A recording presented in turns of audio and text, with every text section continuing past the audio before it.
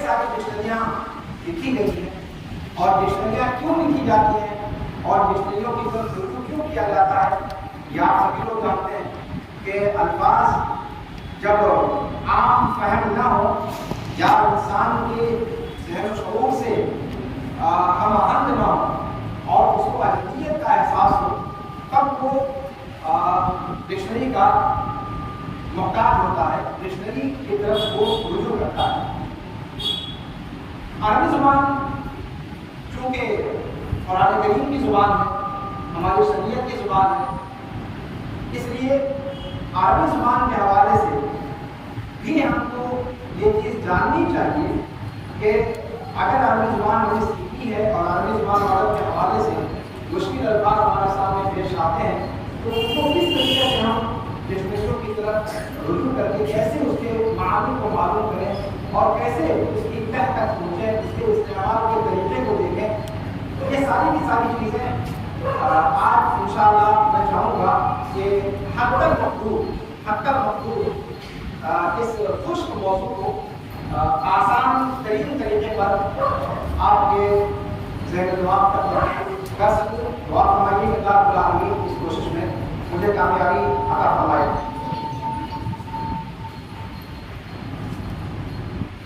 معاجم کا لفظ بولا جاتا ہے عربی زبان کے اندر ڈکشنریوں کو، اور معاجم یہ معجم کی جمع ہے، اور آپ جانتے ہیں کہ اس کا اشتقاق عین، جیم اور میم 3 حرفوں سے ہے۔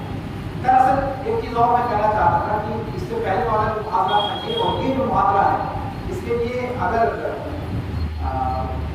اسکرین کی سہولت ہوتی تو شاید زیادہ اچھے انداز میں گفتگو بھی آپ کے ذہن میں آتی اور میں بھی اپنی بات آسانی کے ساتھ رکھ سکتا، کیونکہ یہ سب چیزیں اس طریقے سے نظری طور پر سمجھنے کی ذرا مشکل پیش آتی ہے جب تک اس کی تفصیل سامنے نہ ہو۔ معجم کا لفظ یہ عین جیم میم سے مشتق ہے، اور عین جیم میم ابن فارس، اب دیکھیے یہاں پر معنی بیان کرنے کے لیے ڈکشنری کا حوالہ دینا پڑا، اور یہاں پر میں ڈکشنری جس کا حوالہ دینا چاہوں گا وہ ہے ابن فارس۔ ابن فارس کون ہے، ان کی ڈکشنریاں کون ہیں، انشاءاللہ اس پر گفتگو آگے آئے گی۔ تو وہ کہتے ہیں کہ صاحب عین جیم اور میم یہ عربی زبان میں ابہام اور غموض اور پیچیدگی کے معنوں میں مستعمل ہوتا ہے، یعنی کسی چیز کا مبہم ہو جانا، کسی چیز کا غیر واضح ہو جانا، اس کو عین جیم میم کا جو اشتقاق ہے وہ اس معنی پر دلالت کرتا ہے۔ لیکن یہ معجم یہ ثلاثی سے نہیں، یہ رباعی کا صیغہ اعجمہ سے ہے، عجمہ سے نہیں، اور اعجمہ عربی زبان کے اندر آپ نے اگر شذلہ وغیرہ میں پڑھا ہو، چونکہ موضوع نہیں ہے تو گھوم پھر کر کی بات آپ کو کسی کتاب پر آ رہی ہے، اس میں آپ نے پڑھا ہوگا کہ باب افعال کی خصوصیات میں سے ایک یہ ہے کہ وہ سلب اور ازالہ کا معنی دیتا ہے، سلب اور ازالہ کا مفہوم دیتا ہے، یعنی مجرد میں جو معنی ہوتا ہے بالکل اس کا الٹا جو ہے وہ باب افعال میں آنے کے بعد اس کا معنی ہو جاتا ہے۔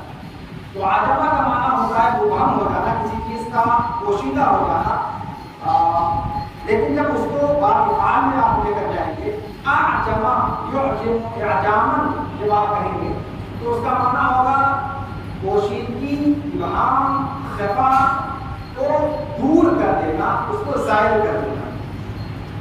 عجمہ کا معنی پوشیدگی، ابہام، لیکن اگر آپ اس کو باب افعال میں لے کر جائیں گے تو اس کا معنی ہوگا اس ابہام اور پیچیدگی اور اس خفا کو دور کر دینا، ظاہر کر دینا۔ اور معجم کا لفظ اسی سے مشتق ہے، اعجمہ یعجم اعجام، اسی سے معجم کا لفظ جو ہے وہ اس کا استعمال کیا گیا ہے۔ اس کا معنی ہوتا ہے کہ ابہام کو یا مبہم جو چیز ہے، جو غیر واضح چیز ہے، اس کو واضح کر دینا، غیر واضح چیز کو واضح کر دینا، اور اس کے اندر جو پیچیدگی اور غموض ہے اس کو ظاہر کر دینا۔ یہ باب افعال کی خصوصیات میں سے ہے۔ ابن فارس نے اور ابن جنی نے صرف صنعت العرب لے کر بہت تفصیل کے ساتھ اس کی مثالوں کو دے کر بھی اسے سمجھایا۔ تو معجم کا لغوی معنی یہ ہے. اور معجم ہم آپ رجوع کب کرتے ہیں؟ ڈکشنری کی طرف ہم آپ رجوع کب کرتے ہیں جب کوئی لفظ غیر واضح ہوتا ہے، جب کوئی لفظ سمجھ میں نہیں آتا. ہم عام طور سے یہ تصور کرتے ہیں کہ صاحب عربی زبان چونکہ اجنبی زبان ہے، تو اجنبی زبان سیکھنے کے لیے جب ہم کوشش کر رہے ہوتے ہیں تو وہاں ہمارے سامنے اس قسم کے الفاظ آتے ہیں اور ہمیں ڈکشنری کی ضرورت پڑتی ہے. لیکن کیا یہ فہم صحیح ہے؟ ہمارا اردو زبان بولتے ہیں، اردو زبان کے الفاظ کے معانی کو سمجھنے کے لیے کیا ہم ڈکشنری کے محتاج ہیں یا نہیں ہیں؟ یہ سوال آپ سے پوچھ رہا ہوں. اردو زبان کے جو الفاظ ہیں، اردو زبان کے الفاظ کو سمجھنے کے لیے کیا ڈکشنری کی طرف رجوع کرنا ہوتا ہے؟ رجوع کرنے کی ضرورت پڑتی ہے. اردو زبان کی کسی ڈکشنری کا نام آپ بتا پائیں گے؟ غرض بتا. اور اردو زبان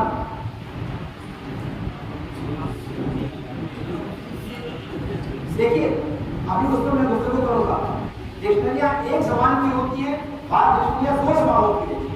ابھی ہماری گفتگو یہ چل رہی ہے صاحب صرف اردو بولتے ہوئے آپ کو کبھی ایسا لگا کہ آپ کو ڈکشنری کی ضرورت ہے؟ اور اگر لگا تو کن ڈکشنریوں کی طرف آپ نے رجوع کیا؟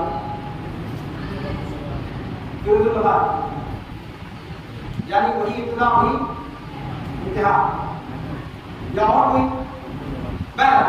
تو اس کا مطلب یہ ہوا کہ ہم اپنی مادری زبان کے لیے بھی ڈکشنری کے محتاج ہیں. اسی پر آپ قیاس کیجیے عرب کے لوگوں کو ڈکشنری کی ضرورت تھی یا نہیں تھی؟ کیا ہم یہ کہہ سکتے ہیں کہ عرب کی زبان کیونکہ عربی تھی اور وہ ان کی گھٹی میں پڑی ہوئی تھی، وہ ماں کے دودھ کے ساتھ اس کو سیکھتے تھے، لہٰذا ان کو ڈکشنری کی ضرورت نہیں تھی؟ کیا یہ کہنا درست ہوگا؟ نہیں درست. اگر ایسا ہے تو پھر اس کا مطلب یہ ہوا کہ ڈکشنریاں اسی وقت سے پائی جانی چاہیے جس وقت سے عربی زبان کا سراغ لگتا ہے. کیا ایسا ہے؟ عربی زبان کی ڈکشنریوں کے بارے میں کوئی آپ کے پاس تجزیہ ہے یا کوئی آپ کے پاس جانکاری ہے کہ سب سے قدیم ڈکشنری کب کی ہو سکتی ہے؟ اس کے بارے میں کوئی اندازہ نہیں. بہرحال حقیقت یہ ہے کہ خود عربی زبان، آپ جانتے ہیں کہ عربی زبان کی تاریخ کی اگر بات کریں تو عربی زبان اسلام کے ساتھ اس کو جاویدانی ملی ہے. اسلام کے ظہور سے پہلے عربی زبان کیا تھی، کیسے تھی، اس کے نشوونما کیسی ہوئی، جیسے آپ تاریخ کا اردو زبان کو جانتے ہیں. اردو زبان کی تاریخ سے آپ آگاہ ہیں یا نہیں؟ اردو زبان کی تاریخ سے آپ آگاہ ہیں. اردو زبان کیسے مختلف اسکولوں میں پروان چڑھی، پھر کیسے کھڑی بولی سے پھر وہ جو ہے آگے مطلب اس کا سفر ہوا. آپ جانتے ہیں کہ وہ لڑکپن کیا ہے، کہاں پر پیدائش ہوئی، کہاں لڑکپن ہوا، کہاں بچپنا گزرا، پھر کیسے وہ دھیرے دھیرے اپنے پیروں پہ کھڑی ہوئی. عربی زبان ادب کے حوالے سے اگر گفتگو کی جائے تو عربی زبان کا معاملہ ایسا نہیں ہے. عربی زبان تاریخ میں پہلی بار جب تاریخ کی فلیش لائٹ اس کے اوپر پڑتی ہے تو وہ اس حالت میں پڑتی ہے جب مکمل طور پر وہ نوجوان حالت میں ہوتی ہے اور بالکل اپنی حشر سامانیوں سے وہ اپنے بولنے والوں کو مسئول کر رہی ہوتی ہے.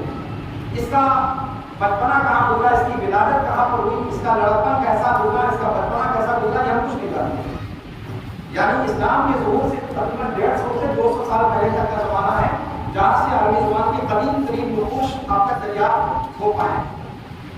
اور اس زمانے کو امیت کا زمانہ کہا جاتا ہے. جیسا کہ آپ سبھی لوگ جانتے ہیں وہ لوگ پڑھنا لکھنا نہیں جانتے، اور جب پڑھنا لکھنا نہیں جانتے تھے تو ڈکشنریوں کا وجود بھی کوئی سوال ہی نہیں کرنا ہوتا کہ اس زمانے میں. اسلام کے ظہور کے بعد جب اسلام محمد صلی اللہ علیہ وسلم کی بعثت ہوئی اور پھر اللہ رب العالمین کی طرف سے یہ وحی الہی کا نزول شروع ہوا، سارے کے سارے علوم، ابھی آپ نے اس سے پہلے کا جو محاورہ سنا جو عربی گرامر کا تھا، عربی گرامر کا معاملہ ہو یا عربی ڈکشنریوں کا معاملہ ہو یا عام علوم لغت کا معاملہ ہو یا بلاغت کا معاملہ ہو یا فقہ کا معاملہ ہو یا حدیث کا معاملہ ہو، یعنی جتنے بھی اسلامی علوم ہیں وہ قرآن کریم کے نزول کے بعد اور قرآن کریم کی حفاظت کے لیے اور شریعت کی حفاظت کے لیے ایجاد کیے گئے.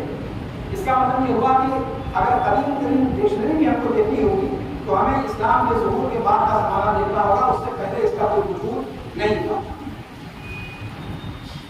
اللہ کے رسول صلی اللہ علیہ وسلم کے زمانے میں عام طور پر ان کی زبان عربی تھی، اس لیے ڈکشنریوں کی بہت زیادہ حاجت نہیں تھی۔ اکا دکا اس قسم کے مسائل ملتے ہیں کہ جن میں صحابہ کرام رضوان اللہ علیہ کو بعض الفاظ کے معنی کو سمجھنے کے لیے کسی دوسرے کی طرف مراجعے کی ضرورت ہے۔ جیسے ابا کی تفسیر کے بارے میں آتا ہے، وفا کے اندر ابا، یا پھر سورہ مریم کے اندر وحنان من اللہ وزکاۃ ومکان تقیہ، حنان کی تفسیر۔ اس قسم سے اکا دکا اور اکا دکا مثالوں کے وجود سے یہ چیز سمجھ میں آتی ہے کہ اس زمانے میں عام طور پر ڈکشنریوں کی حاجت نہیں تھی، اور اسی لیے جو اس قسم کے اکا دکا واقعات ہوئے وہ کتابوں کے اندر محفوظ ہو گئے۔ تو ابتدائی زمانے میں یہ چیز موجود نہیں تھی باقاعدہ۔ ہاں عبداللہ بن عباس رضی اللہ تعالیٰ عنہما اور خوارج کا جب مقابلہ ہوا، اور عبداللہ بن عباس رضی اللہ تعالیٰ عنہما جو کعبہ کے صحن میں بیٹھ کر کے قرآن کریم کی تفسیر کا درس دیتے تھے، وہاں پر لوگوں نے سوالات کیے، اور پھر ابن عباس رضی اللہ تعالیٰ عنہما نے ان کو جوابات دیے، عرب کے کلام سے اس پر شہادت پیش کی۔ وہ سب ابتدائی نمونے تھے جو آپ کہہ سکتے ہیں کہ جو ڈکشنریوں کی ابتدائی شکل ہے۔ اس کے بعد پھر تفسیر کی جو الگ الگ مدارس تھے، اس کے تحت قرآن کریم کے الفاظ کی تشریح کو لے کر کے لوگوں نے کتابیں لکھی، اور اس پر جو ہے علم الکلام برابر کتابیں پڑھتا ہونا شروع ہوئی۔ سب سے پہلی جو شروعات کی وہ یہی تھی۔ یہاں ایک بات اور بتانے کی ہے کہ اس فقرے میں چونکہ عام طور پر بہت بڑی تعداد نہیں ہوتی تھی الفاظ کے معنی کو جاننے کے لیے، اس لیے الفاظ اور معنی کو عشوائی طور پر بغیر کسی ترتیب کے جمع کر دیا جاتا ہے۔ لیکن ظاہر سی بات ہے کہ اس طریقے سے استفادہ بہت مشکل ہے۔ اگر آپ کے سامنے کوئی کتاب دے دی جائے اور کتاب دو چار 100 صفحے کی ہو، یا 100 صفحے کی یا 50 صفحے کی ہو، اور اس میں کوئی انڈیکس نہ ہو، کوئی اشاریہ نہ ہو، اور آپ سے کہہ دیا جائے کہ اس کے اندر کسی خاص معلومات تک آپ پہنچے، آپ کے لیے کتنا دشوار ہوگا۔ تو یہ مرحلہ شروع کا مرحلہ تھا جس میں اس قسم کے اس انداز سے اشعاری طور پر لوگوں نے جمع کیا۔ پھر اس کے بعد جب زمانہ آگے بڑھا تو پھر ڈکشنریوں کی ترتیب کا معاملہ اور آگے بڑھا، اور اس کو مرتب انداز میں لکھنے کا دور شروع ہوا۔ یہاں پر ایک چیز میں اس سے پہلے کہ آگے بڑھوں تھوڑی سی وضاحت کر دوں کہ ڈکشنریاں عام طور پر کتنی قسم کی ہوتی ہیں، تاکہ اسی کی روشنی میں آپ گفتگو کو سمجھتے ہوئے جائیں۔ ڈکشنریاں دو طرح کی ہوتی ہیں۔ ایک ڈکشنری وہ ہوتی ہے جن میں آپ کو کسی مشکل لفظ کا معنی تلاش کرنے کے لیے مراجعے کی ضرورت ہے۔ لفظ آپ کو معلوم ہے، آپ کسی کتاب کو پڑھ رہے ہیں، کوئی مضمون پڑھ رہے ہیں، آپ کے سامنے کوئی لفظ آیا، آپ اس کا معنی دیکھنا چاہتے ہیں۔ اس طرح کی ڈکشنریاں جو الفاظ اور اس کے ساتھ اس کے معنی کو بیان کرتی ہیں، ان کو معلوم الفاظ کہا جاتا ہے۔ انہیں کیا کہا جاتا ہے؟ معلوم الفاظ کہا جاتا ہے۔ دوسری قسم کی ڈکشنریاں وہ ہوتی ہیں جن میں معانی آپ کو معلوم ہے، معانی کا آپ کو پتہ ہے، لیکن آپ ان معانی کے لیے مناسب الفاظ ڈھونڈ رہے ہوتے ہیں، مناسب الفاظ تلاش رہے ہوتے ہیں۔ اور خاص طور پہ یہ انشاء پردازی وغیرہ آپ لوگوں نے معلوم انشاء والا اگر تبدیل وغیرہ آ رہی ہو تو اس چیز کو سمجھ پائیں گے کہ آپ کے پاس معانی موجود ہے، مضمون آپ کے پاس آپ کے دل میں ہے، آپ اس مضمون کی تعبیر کرنا چاہتے ہیں، تو اب اس کے لیے بہترین الفاظ کون سے ہو سکتے ہیں، آپ ان کو ڈھونڈنا چاہتے ہیں۔ اس قسم کے معاجم کو یا اس قسم کی ڈکشنریوں کو معاجم المعانی یا معاجم الموضوعات کہا جاتا ہے۔ معاجم المعانی یا معاجم الموضوعات کہا جاتا ہے۔ یہ بنیادی تقسیم ہے جس کو آپ اپنی ذہن میں رکھیں، اور دونوں قسموں کی الگ الگ نمائندہ ڈکشنریاں ہیں۔ اس کی طرف میں آپ کو لے کے چلوں گا انشاءاللہ. تو ڈکشنری کی دو بنیادی تقسیم ہیں، ایک معجم الالفاظ اور ایک معجم المعانی، جس کو معجم الموضوعات بھی کہہ سکتے ہیں.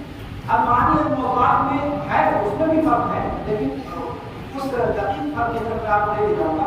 یہ بنیادی دو تقسیم سمجھیے آپ، معجم المعانی اور معجم الموضوعات. شروعات معجم الالفاظ سے ہوتی ہے، مشکل الفاظ کو جمع کیا جانا شروع ہوتا ہے. اس کے بعد پھر غریب المصنف وغیرہ کا زمانہ آتا ہے یا اسماعی وغیرہ کا زمانہ آتا ہے، جس میں وہ برم کی طرف نکل جاتے ہیں، دیہاتوں کی طرف نکل جاتے ہیں اور وہاں کے آراب سے جو الفاظ ہوتے ہیں ان الفاظ کو جمع کرتے ہیں. آپ نے اگر مثال وغیرہ یا کسی زمین ڈکشنری کو دیکھا ہوگا تو اس میں آپ کو اندازہ ہوگا کہ ایک معنی کو بیان کرنے کے لیے عرب کے یہاں بہت سارے الفاظ استعمال ہوتے ہیں. مثال کے طور پر شعر کا لفظ ہے، شعر کے لیے آپ میں سے کتنے لوگ ہیں جو شعر کے میزبان میں تعبیر کر سکتے ہیں؟ شعر کو کیا کہا جاتا ہے؟ اصل کہا جاتا ہے. اور کوئی نام؟ لیس. اور ہمارے شعر جی. اور جی زرغام، غزل پر، اغلب. اللہ کرتے ہیں آپ لوگوں نے اگر اللہ کی بادشاہ پڑھا پڑھا اس میں نہیں شعر کے آپ کو ڈھیر سارے نام. حزام، یہ سب درسی کتابوں میں پڑھے ہوئے الفاظ میں کہہ رہا ہوں. تو شعر کے لیے، تلوار کے لیے کوئی آپ دیکھیں اس طریقے سے شعر کے لیے، تلوار کے لیے، گھر کے لیے، یعنی ایک معنی کے لیے ڈھیر سارے کلمات اور زبان کے اندر پائے جاتے ہیں.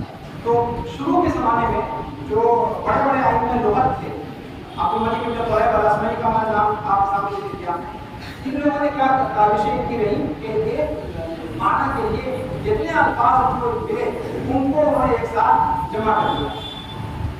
اس سلسلے کی سب سے طویل اور سب سے ضخیم ڈکشنری امام ابن سینا کی ہے، المخصص ابن سینا. شاید آپ کے دارمی کے اندر موجود ہو. المخصص ابن سینا یا جواہر الالفاظ فراما کی اگر موجود ہو، یا الالفاظ الکتابیہ ابن سکین کی. یہ سب جو ہے وہ ڈکشنریاں اس کو آپ کہہ سکتے ہیں کہ فقہ اللغہ سہارنی کی یا فقہ اللغہ کے نام پر کتنی کتابیں لکھی گئی اس کے بارے میں وغیرہ کی، وہ آپ کہہ سکتے ہیں کہ وہ معجم المعانی کے قبیل بھی. اور غریب المصنف وغیرہ یا پھر اس سے پہلے جو الگ الگ حدارات کے نام سے یا اسماء الخیر کے نام سے اس طرح سے الگ الگ رسالے لکھے گئے. تو یہ معجم المعانی کے نمائندہ ڈکشنریاں ہیں. اس طریقے سے لوگوں نے اپنا جو ہے کام کرنا ہے. اور مخصص ابن سینا کو اگر آپ دیکھیں گے تو اس میں انسان کی یعنی ماں کے پیٹ میں حمل قرار دیے جانے کی بات سے لے کر کے اور پھر انسان کی وفات تک ترتیب وار انہوں نے تمام مراحل کو ذکر کیا ہے. اور ان میں سے ہر ایک مرحلے کے لیے جو الگ الگ الفاظ عربی زبان میں بولے جاتے ہیں ان کو انہوں نے اس کے اندر جمع کیا. تو یہ معجم المعانی ہے. تو معجم المعانی جیسا کہ آپ نے دیکھا کہ اس کی ضرورت کہاں پڑتی ہے؟ جب آپ کو معانی کا ادراک ہو، آپ اس کے لیے اکثر ترین یا مناسب ترین لفظ ڈھونڈنا چاہیں. تو یہ معجم المعانی موضوعات بھی اسے کہا جاتا ہے.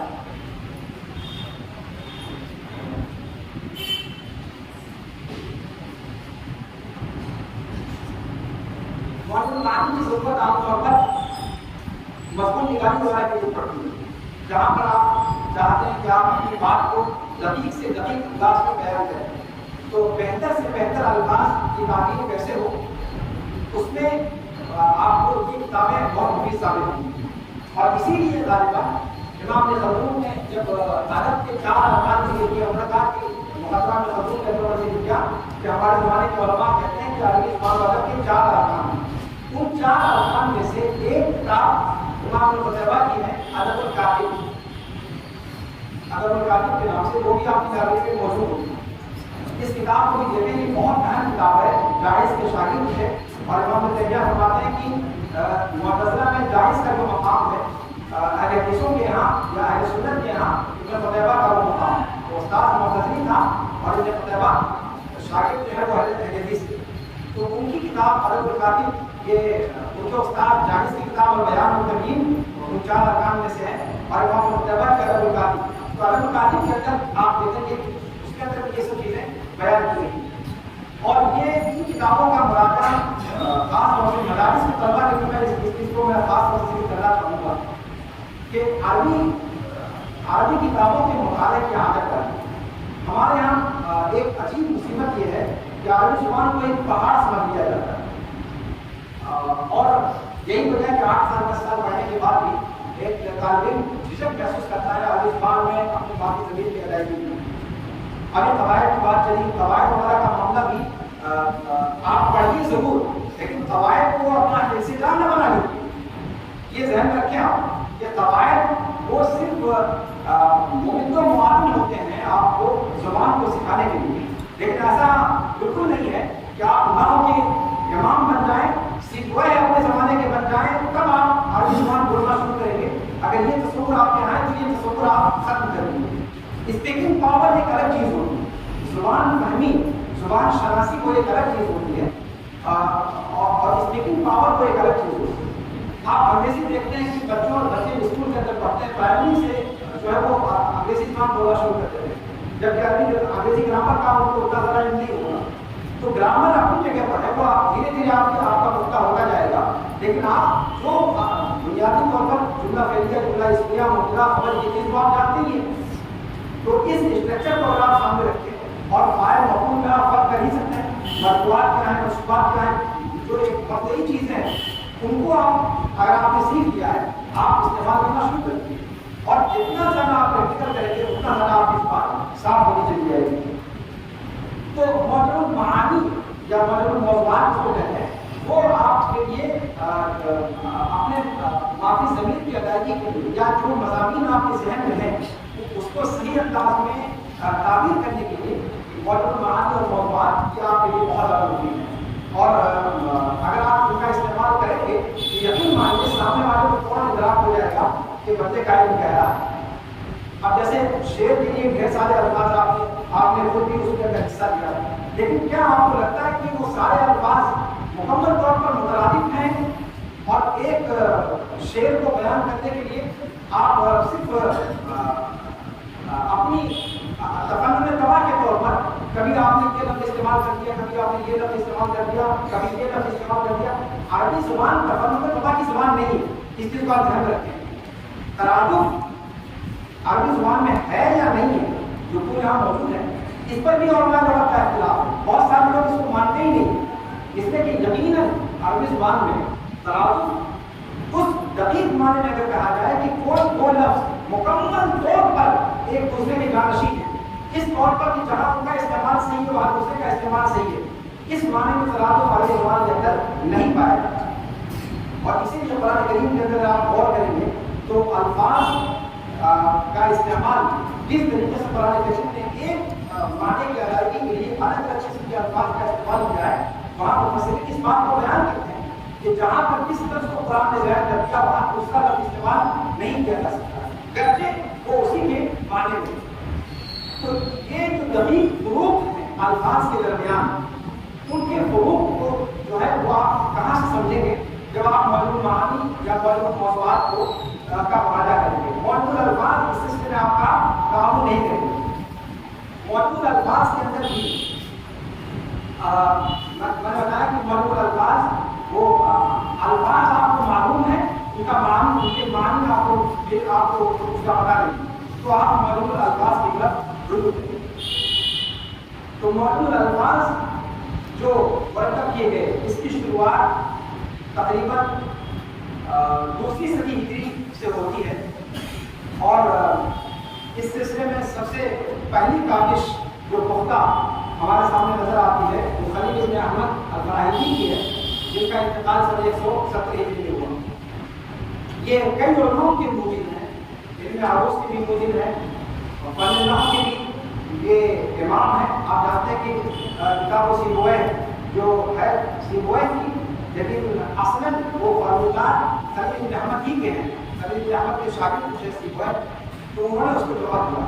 یا پھر لیس کا جیسے کہ ذکر ملتا ہے. تو خلیل بن احمد یہ عبقری شخصیت تھی. انہیں کے سر عربی زبان کی ڈکشنری کا بھی صحرا جاتا ہے کہ سب سے پہلے ڈکشنری انہوں نے لکھی کتاب العین. کتاب العین یہ معلم الالفاظ کی سب سے پہلی کامل ڈکشنری مانی جاتی ہے جو باقاعدہ ترکیب کے ساتھ لکھی گئی. معلم الالفاظ پر گفتگو کرتے ہوئے اب تھوڑی سی گفتگو میں یہاں یہ کرنا چاہوں گا کہ معلم المعانی اور موضوعات تو ظاہر سی بات ہے اس کو آپ فہرست دیکھ کر کے آپ اندازہ لگا سکتے ہیں کہ آپ کو کس مرحلے کے لیے الفاظ چاہیے، کس طرح کے کس دنیا سے متعلق الفاظ چاہیے. فہرست آپ دیکھیے اور وہاں پہنچ جائیے. اس میں مدارس کی ضرورت نہیں. لیکن معلوم الالفاظ جو ہیں ان کی وہاں پر الفاظ کو بین الدفتین جمع کرنے کی کوششیں ہوئی. ایک کتاب کے اندر جمع کرنے کی کوششیں کی گئی. اب اس کے اندر جمع کس ترکیب سے کیا جائے کہ اس سے استفادہ آسان ہو. اس کے لیے مختلف علم لغت میں مختلف طریقے ایجاد کیے. خلیل بن احمد کا نام آپ کے سامنے میں نے پیش کیا جو اردو زبان کی عربی زبان کی سب سے پہلی ڈکشنری مانی جاتی ہے کتاب العین. یہ ڈکشنری مدرسۃ التقریبات اور صوتیہ مدرسۃ التقریبات اور صوتیہ کے نام سے جانی جاتی ہے. یہ اس مدرسے سے متعلق ہے.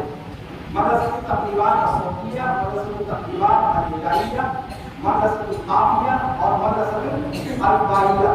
یہ چار مدرسے کم از کم بہت اہم اسکول ہیں جن سے متعلق ڈکشنریاں جن کی ترتیب پر لکھی گئی ہیں. یہ ہمارے آپ کے ذہن میں اگر رہے تو پھر بات آگے سمجھ میں آ جائے گی انشاءاللہ. تقریبات الصوتیہ یہ مدرسہ، اس مدرسے سے متعلق جو کتابیں لکھی گئی ڈکشنری ان کا طریقہ کیا تھا. ذہن میں رکھیے گا کہ ہم مدرسہ معانی اور موضوعات سے فارغ ہو چکے ہیں. اب ہماری گفتگو معلوم الالفاظ پر چل رہی ہے. اسی لیے میں چرچ کے کو سامنے ہوتا ہے کہ بات کرنے والے معلوم الالفاظ میں ان چار مدرسوں کا ذکر کیا ہوتا ہے. یہ معلوم الالفاظ میں جو الفاظ اور معانی کی ڈکشنریاں ہیں ان کو چار طریقوں پر لوگوں نے بنیادی طور پر، اور بھی صحیح طریقے ہیں لیکن بنیادی طور پر جو اہم طریقے ہیں وہ چار طریقے ہیں جن پر ڈکشنریاں لکھی گئی. ان میں مدرسۃ التقریبات الصوتیہ سب سے پہلا طریقہ ہے. خلیل بن احمد نے اس کو اپنی ڈکشنری کے لیے استعمال کیا. تقریبات کا مطلب کیا ہوتا ہے؟ جیسا کہ آپ جانتے ہیں قلب یقلب کو تقریب کا کیا معنی ہوتا ہے؟ کیا معنی ہوتا ہے؟ الٹ پھیر کرنا. اصل تقریبات کا معنی ہوتا ہے الٹ پھیر کرنا.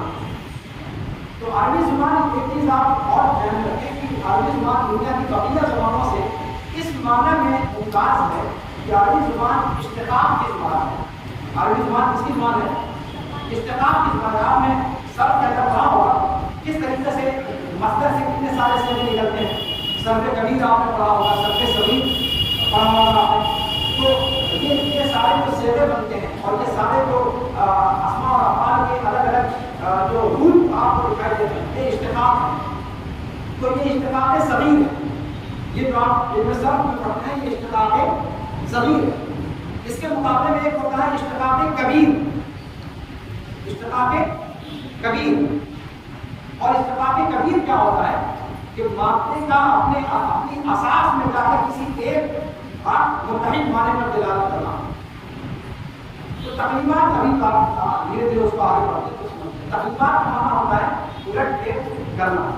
الٹ پھیر کرنے کا مطلب کیا ہے؟ جیسے مثال کے طور پر آپ نے لفظ استعمال کیا عام طور سے آپ لوگ زید جو ہے ہمیشہ عمل کی بدائی کرتا رہتا ہے تو بدائی کے لفظ سے شروع کرتے ہیں. ذات را با یہ لفظ تقریباً متصلہ کے بچے بھی جانتے ہوں گے. کیا معنی ہوتا ہے اس کا؟ ذات را با معنی بدائی. یہ تین حرف ہے جیسا کہ آپ نے دیکھا جس میں پہلے ذات ہے، پھر را ہے، پھر با. اب ان تین حرفوں کو اگر الٹ پھیر کرنا ہوگا تو کیسے کریں گے آپ؟ اس کو الٹ پھیر کریں.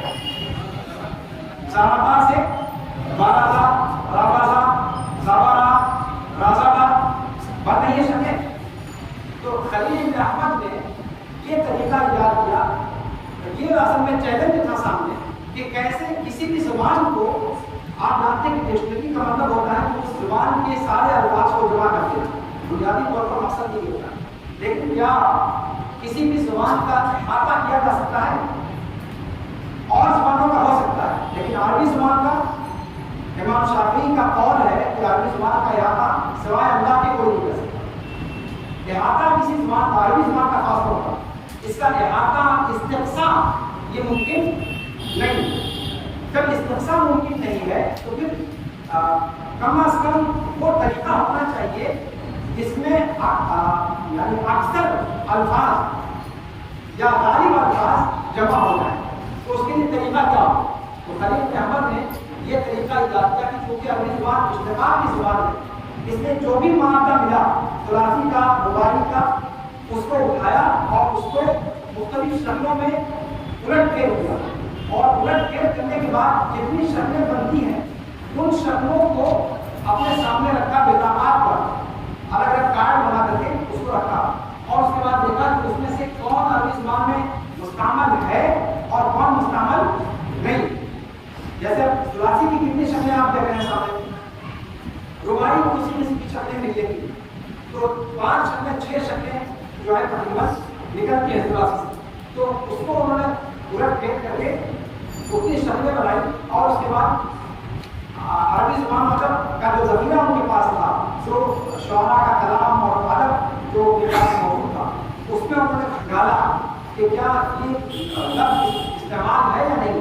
اگر استعمال ہے تو پھر اس کے معنی کو بیان کیا، اور اگر استعمال نہیں ہے تو اس کے سامنے لکھ دیا محمل. کیا لکھ دیا؟ محمل. یہ طریقہ خلیل بن احمد نے ایجاد کیا.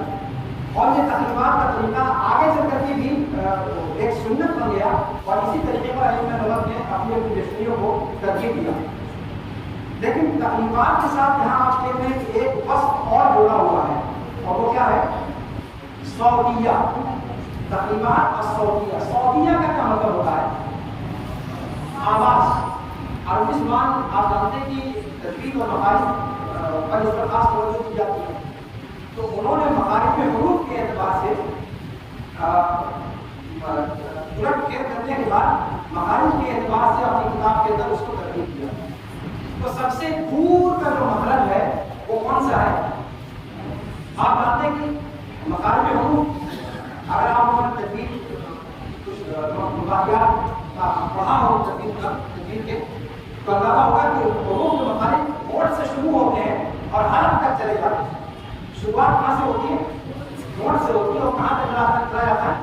حرف. اور آخری حرف سے کیا نکلتا ہے؟ عین اور حا.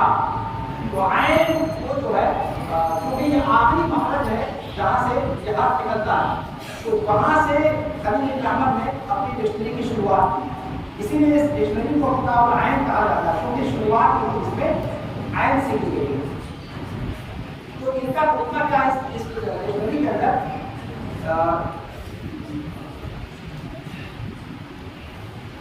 تقریباً کسی بھی ڈکشنری کو دیکھنے کے لیے پہلے ایک عام طریقہ کا کو ذکر کرتے ہیں، زیادہ مناسب رہے گا کہ کسی بھی الفاظ، کسی بھی لفظ کو عربی زبان کی ڈکشنریوں میں دیکھنے کے لیے طریقہ کیا ہوتا ہے؟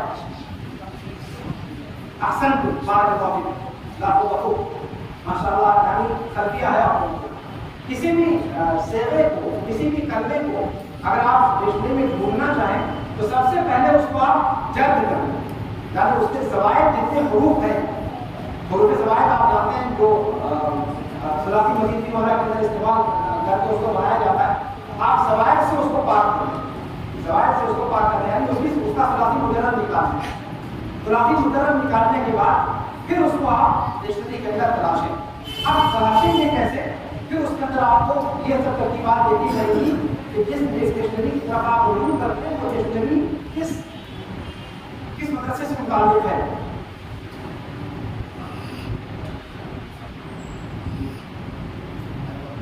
تو سب سے پہلے ہم نے یہ کیا کہ کسی بھی لفظ کو پوچھنا ہے تو اس کے زوائد سے اس کو پاس کر دیا. جیسے مثال کے طور پر استفہام ہے، استفہام کو غلط مثال میں مثلاً دوستوں کا سا گجرت ہو جاتی ہے. استفہام کا لفظ ہمیں ڈھونڈنا ہے، استفہام فلان، ٹھیک ہے، عن فلان. تو یہاں پر استفہام آپ کو تلاش کرنا ہے. تو کیسے بولیں گے؟ اس کے اندر زوائد کیا کیا ہے؟ ہمارا رسم شروع میں ہے وہ سین زوائد میں سے، تا زائد اتحاد کی تا زوائد میں سے، اس کو آپ نکال دیں. یعنی یہ تو ہر نکل جائے، باقی بچے گا فا ہا اور میم، یہ اس کی اصل. اب فا ہا میم جب آپ نکال دیا اس کے بعد آپ ڈکشنری کی طرف رجوع کریں گے. کس ڈکشنری کی طرف رجوع کریں گے؟ نہیں، کس ابھی اس قسم بیان کیا آپ کے سامنے موجود المعانی اور موجود الالفاظ، کس کے لفظ میں رہیں گے؟ موجود المعانی الفاظ، موجود الالفاظ کے. اس لیے کہ لفظ آپ کے پاس موجود ہے، آپ اس کا معنی ڈھونڈنا چاہتے ہیں. تو موجود المعانی یہاں پر کوئی ضرورت ہی نہیں، یہاں موجود الالفاظ کی ضرورت ہے. تو موجود الالفاظ کی اب موجود الالفاظ کی طرف آئیں گے تو بتایا کہ 4 مدرسے ہیں. آپ کس مدرسے کی ڈکشنری کو دیکھنا چاہتے ہیں، پھر اس کے اعتبار سے ذہنی تفصیلات آپ کو بیان کرنی پڑیں گی. اب اگر فا ہا میم مثال کے طور پر ہے، اسے کتاب العلم میں اگر آپ کو ڈھونڈنا ہے، اس کی بات ابھی ہم کر رہے ہیں، تو اس کو اس میں کیسے ڈھونڈیں گے؟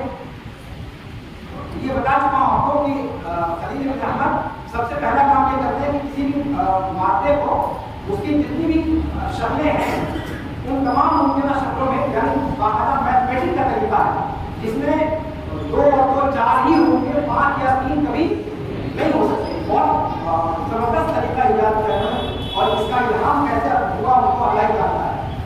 تو فہم کو دیکھیں آپ، فا ہا میم، میم ہا فا، ہا میم فا، اس کی جتنی شکلیں ہو سکتی ہیں ان شکلوں میں آپ تقسیم کر لیں، تقسیم کر لیا.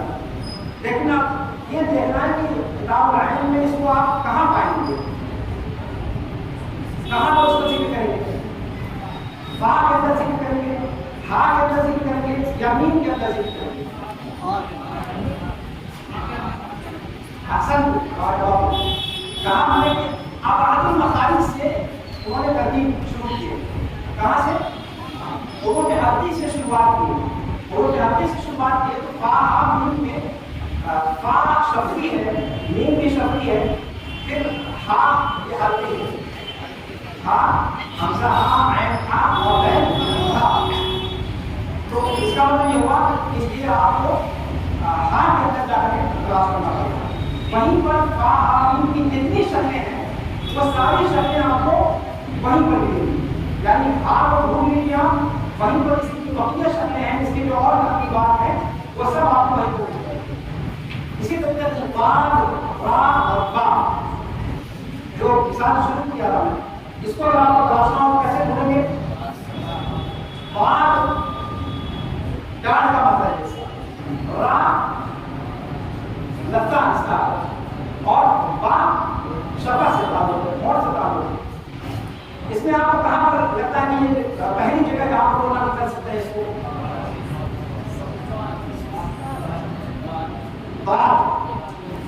خلیل بن احمد. یہ مدرسہ تھوڑا سا مشکل مسئلہ ہے اور مدرسوں میں پڑھا جانے ہیں. کتاب العلم ہے باقی آپ کے کتاب العلم ہے تو یہ ڈکشنری جو ہے وہ عام طور پر بہت زیادہ متخصصین ہو جاتے ہیں، آگے مراحل میں ہوتے ہیں وہ ان سب ڈکشنری کا رجوع کرتے ہیں. آپ لوگ ابھی اس مرحلے میں نہیں، لیکن ایک وہ بتا دیا جاتا ہے کہ ڈکشنریوں کی ترتیب کے طریقے کیا کیا ہیں تاکہ آپ کے ذہن میں کم از کم یہ چیز رہے. تو یہ تقریباً سعودیہ ہے. تو تقریباً سعودیہ ہم نے سمجھ لیا کہ اس کے اندر کیسے الفاظ کو ترتیب دیا جاتا ہے. سب سے پہلے زوائد سے پاک کر دیا جاتا ہے. ہاں ایک چیز اور، زوائد سے پاک کرنے کے بعد دوسرا مرحلہ یہ کہ اگر وہ کلمہ معتل ہے یا محموز ہے یا پھر کسی بھی طریقے کی اس کے اندر کوئی تعلیم ہے تو اس کو اس کی اصل کی طرف لوٹائیں گے. یہ بھی ضروری ہے. مثال کے طور پر آپ کو تالا ڈھونڈنا ہے تو تالا کہاں ڈھونڈیں گے؟ اس کو اس کی اصل کی طرف لوٹانا پڑے گا پہلے. یہ ایک مرحلہ ہے. زوائد سے اس کو کنارے کر دیجیے، جو اس کی اصل ہے اگر اس کے اندر تعلیم ہوئی ہے تو اس کو آپ اس کی اصل کی طرف لوٹائیں گے اور اصل معاملہ سامنے آ جانے کے بعد پھر اس کے بعد آپ ڈھونڈیں گے کہ آپ اس کو کس ڈکشنری کے اندر تلاش کرنا ہے. اس کے بعد کے مراحل باقی ڈکشنریوں میں الگ الگ ہو سکتے ہیں. لیکن جہاں تک کا مرحلہ ہر ڈکشنری کے اندر چاہے معلوم الفاظ کی کوئی سی بھی ڈکشنری ہو کوئی بھی یہاں تک کہ آپ واحدہ کو بھی اگر آپ دیکھیں گے تو اس کے اندر بھی آپ کو اگر حاصل کے اندر دیکھی گئی ڈکشنریوں کو چھوڑ دیں جو مستشرقین نے شمالوں نے ترتیب دی ہے تو ان لوگوں نے کیا کیا ہے کہ جیسے بولا جاتا ہے ویسے انہوں نے درج کر دیا ہے. یعنی استعمال کا اگر آپ ذکر کرتے ہیں استعمال میں چلے گئے سیدھے یعنی جس طریقے سے انگریزی ڈکشنری ہے اس طریقے سے اس کو ترتیب دے دیا. لیکن اگر آپ قدیم ڈکشنریوں کی بات کریں تو قدیم ڈکشنریوں میں اگر آپ بائی ترتیب بھی کسی نے استعمال کی ہے تو اس کے اندر اس چیز کا لحاظ رکھتا ہے کہ زوائد سے بات کر لیں اس کے اگر اس کے اندر کوئی علت کا کوئی اگر حاصل کی طرف نہیں ہے تو حاصل کی طرف لوٹائیں اور اس کے بعد پھر اس کو آپ تلاش کریں. تو خلیل احمد نے آپ کو دے دیا تقریبات صوفیہ. تقریبات صوفیہ تھوڑا سا میں چاہوں گا کہ کوئی ایک آپ کو خلاصہ بتا دیں. تقریبات کا کیا مطلب ہوتا ہے؟ الٹ کرنے سے کیا مراد ہے؟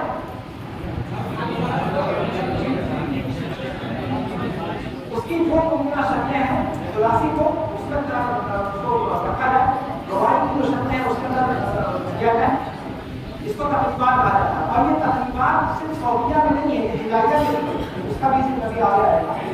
تو صوفیہ کے اندر ایک تو الٹ پھیر پائی جاتی ہے اور اس کے بعد دوسرے نمبر پہ صوتیہ یعنی تجوید کے اعتبار سے مقالب حروف کے اعتبار سے ان ڈکشنریوں کو ترتیب دیا گیا ہے. تقریبات صوتیہ میں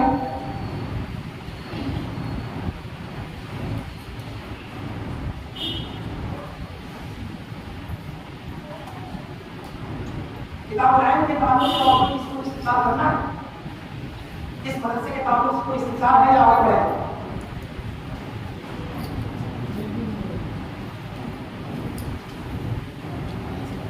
آگے بڑھے.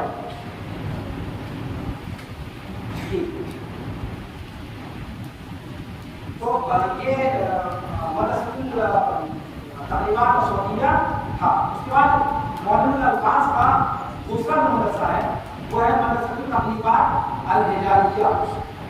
مدرسہ تقریبات الحجازیہ اس کے اندر کیا ہے کہ تقریبات کی تو وہی شکل رہے گی کہ کسی بھی معاملے کو زوائد سے آپ خالی کر دیں, جو زوائد ہے اس میں حذف کر دیں. اگر اس کے اندر کوئی علت ہے کوئی اس طرح کی چیزیں ہیں تو اس کو آپ حاصل کی طرف لوٹائیں اور اس کے بعد پھر جو الفبائی ترتیب ہے اس ترتیب پر آپ اس کو تلاش کریں. ٹھیک ہے. لیکن اب اس الفبائی ترتیب میں ایک بھی چیز ذہن رکھنے کی ہے کہ مشارقہ اور مغاربہ کا طریقہ تھوڑا سا الگ الگ ہے. مشارقہ جہاں الف با تا سا کی جو ترتیب ہے, مغاربہ کے یہاں اس ترتیب سے تھوڑی سی ترتیب الگ ہے. تو اس ترتیب کو بار آپ کو دیکھنا پڑے گا. کچھ حروف کی ترتیب کچھ حروف کی تعقیب اس طریقے سے جو ہے ترتیب میں فرق ہے. لیکن ہجائی کہا جائے گا, ہجائی کہا جائے گا. تو تقریبات الحجازیہ یہ کہ اس کو جو اس کی شکلیں بنتی ہیں ان شکلوں میں اس کو پھیرنا اور اس کے بعد الفبائی ترتیب پر اس کو مرتب کر دینا. اس مدرسے کی سب سے جو نمائندہ تفسیر ہے, جو نمائندہ ڈکشنری ہے وہ ابن دریب کی جمہرۃ اللغہ. کیا نام ہے؟ جمہرۃ اللغہ ابن دریب. ابن دریب دال را یا دال ابن دریب جمہرۃ اللغہ. انہوں نے دیکھا کہ خلیل احمد کی جو ڈکشنری ہے اس سے استفادہ میں لوگوں کو پریشانی پیش آ رہی ہے. تو انہوں نے تقریبات کے طریقے کو تو باقی رکھا کیونکہ حسن کا کسی بھی زبان کو استقصاء کے ساتھ اپنی انسانی کوشش استقصاء کے ساتھ جمع کرنے کی جو آخری کوشش کی جا سکتی ہے وہ تقریبات کے ذریعے سے کی جا سکتی ہے. تو تقریبات کے فارمولے کو تو انہوں نے باقی رکھا, لیکن بعد میں مخارج حروف پر خلیل نے جو مرتب کیا تھا ان کو محسوس ہوا کہ مخارج حروف ہر پھیلا پھیلا نہیں پھیلا مخارج حروف سے آشنا نہیں ہوگا, ہر پسناکس کو مخارج حروف کا علم نہیں ہوگا. تو عام شخص کی رسائی وہاں تک کرنے کے لیے اس کو پھر ایک گویا آپ مقدس کرنے کے ساتھ تھوڑا بہت علم تجوید کی بھی شدت پیدا کرو. تو بیچارہ وہ ڈکشنری دیکھے گا, علم تجوید جا کر سیکھیں. تو جب ابن حجر نے اس پریشانی کو دیکھا تو انہوں نے تقریبات کے اصول کو لے لیا، لیکن بعد میں ہجائی ترتیب کو انہوں نے قائم کیا جو عام شخص، عام انسان بھی جس کو برت سکے اور اپنی مطلوبہ جگہ تک آسانی کے ساتھ پہنچ سکے.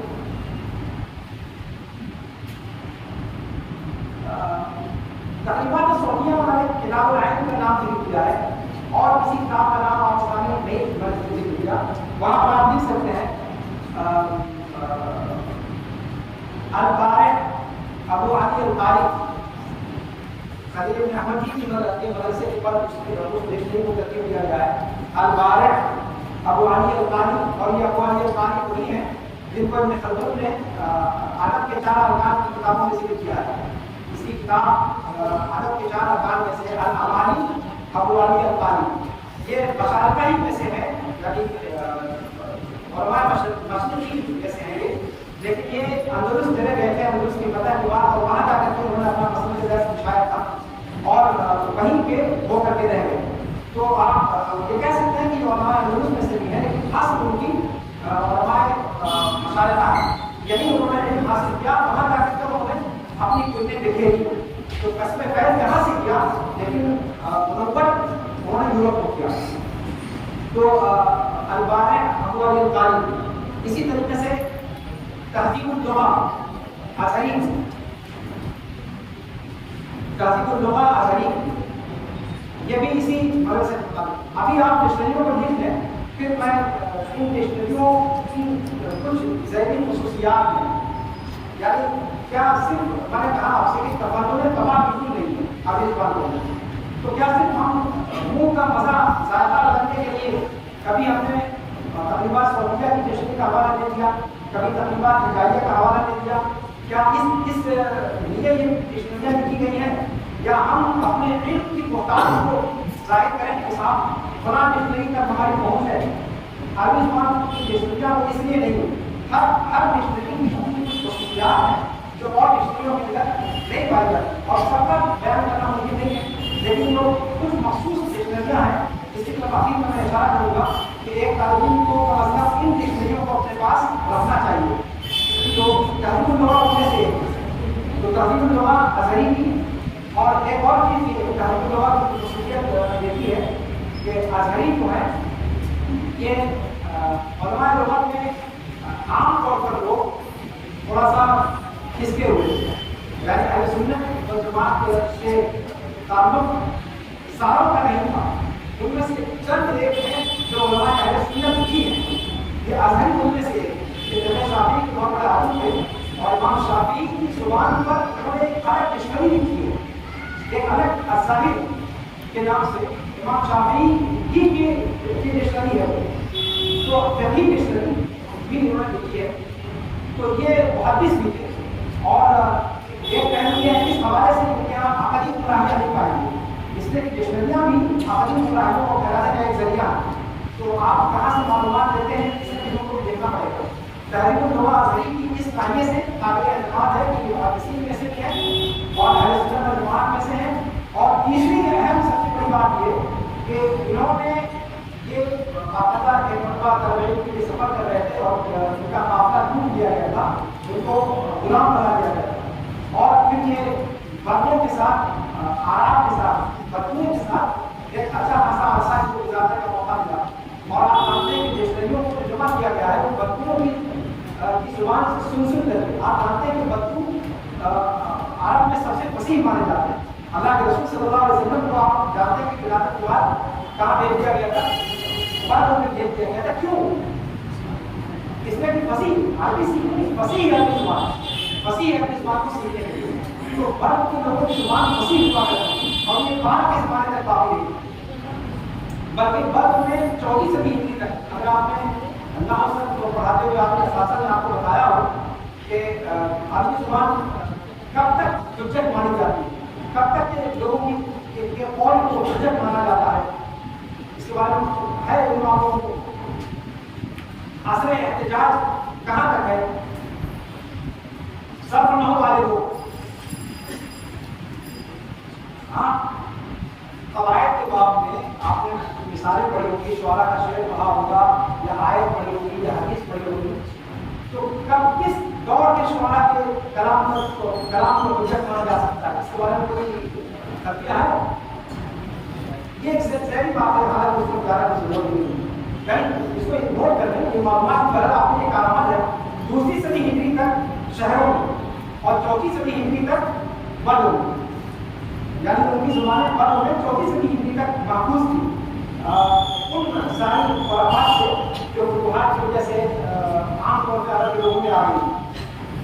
تو تہذیب اللغہ اس حیثیت سے بہت اہم ہے کہ اس کے مصنف نے جو سابقہ کتابوں کو جمع کیا وہ جمع کیا، سابقہ کتابیں جو سابقہ ڈکشنریاں تھیں ان کو جمع کیا، اور ساتھ میں خود بنوں کا سفر کیا اور بنوں میں سال رہے اور وہاں بدوؤں کی زبان سے خود انہوں نے ان کلمات کے فصیح استعمال کو سنا اور اس فصیح استعمال کے مطابق معانی کو اپنی تحریر اللغہ کے اندر ذکر کیا. اس اعتبار سے تحریر اللغہ کی بڑی اہمیت ہے.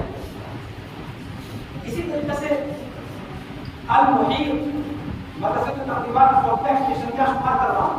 نمبر 1 العین، نمبر 2 القارئ ابو علی القاری، نمبر 3 تحریر اللغہ، اور نمبر 4 المحیط صاحب ابن عباد. اسی طریقے سے علوم الموضوعات میں میں نے ایک ڈکشنری ذکر کی آپ کے سامنے، اگر کسی کو یاد ہے علوم الموضوعات میں کس ڈکشنری کا نام دیا میں نے؟ جی المخصص ابن سینا. ماشاء اللہ، اللہ تعالیٰ آپ کو اضافہ فرمائے، یعنی آپ لوگوں کے ذہن میں آ رہی ہے. تو المخصص ابن سینا یہ بھی ایک عبقری شخصیت ہے، 24 صدی ہجری کی شخصیت ہے. اندلس کے رہنے والے تھے بھی اور نابینا تھے، لیکن ایک مطلب اللہ رب العالمین نے بہت یعنی عجیب و غریب ذہنیت اللہ رب العالمین نے ان کو دی. تو انہوں نے 2 ڈکشنریاں لکھی، ایک المخصص جو موضوعات میں سے ہے 4 جلدوں میں ہے ڈکشنری اور غالباً آپ کے یہاں ہونی چاہیے. دوسری ڈکشنری انہوں نے لکھی المحکم والمحیط الاعظم. المحکم والمحیط الاعظم. آپ نام سے اندازہ لگائیے کہ ان کا تصور کیا تھا. انہوں نے تصور کیا تھا کہ عربی زبان کا کوئی لفظ یعنی ایسا سمندر جس کا کوئی کنارہ ہی نہیں ہے، بے قرار سمندر جس کی انتہائی کا اندازہ کسی کو نہیں ہے. المحکم والمحیط الاعظم یہ موضوع الفاظ کی ڈکشنری ہے. ابن سینا کی پہلی بار ڈکشنری کی ذکر کیا تھا تو موضوع الموضوعات میں ہے، یہ موضوع الفاظ میں، اور یہ کس سے متعلق ہے؟ مدرسۃ تقریبات صوفیہ سے. اب اس کے بعد مدرسۃ تقریبات الہدایہ کا میں نے آپ کے سامنے ذکر کیا. اس کے اندر سب سے پہلے میں نے بتایا آپ سے کہ جماعت اللغہ ابن درید تھی. اس کے بعد اور بھی ڈکشنریاں اس کے اندر لکھی گئی ہیں اور ابھی پھر ہم پڑھیں گے انشاءاللہ. آئیے تیسرے مدرسے سے نکل کر وقت میں بہت سارے مدرسۃ القافیہ. تیسرا مدرسہ ہے مدرسۃ القافیہ. مدرسۃ القافیہ، قافیہ آپ میں سے کتنے لوگ جانتے ہیں؟ قافیہ کسے کہتے ہیں؟ جی آواز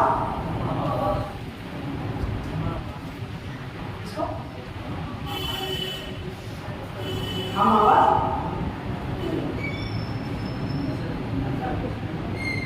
شعرا اور شعروں میں آپ لوگوں کا واسطہ نہیں پڑا. ردیف قافیہ، یہ قافیہ کیا ہوتا ہے؟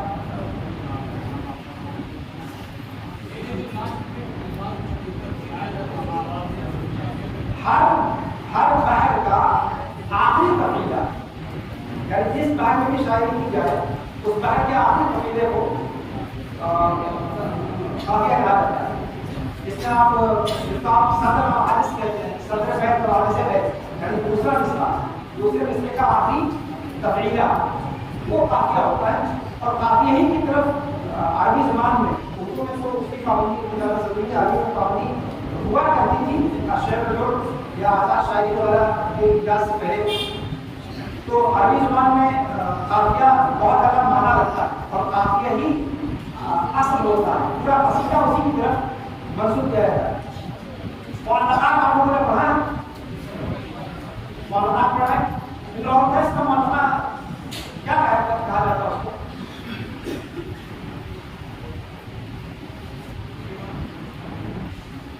اس کے معلقہ کا پہلا شعر کیا ہے؟ حفاظت کی ذکر یاد ہے جی؟ حبیبی ومنزلی، منزلی ومنزلی مفاعل، ومنزلی مفاعل، وقول مفاعل، وقول مفاعل، یہ اس کا پورا یہ پہل ہے۔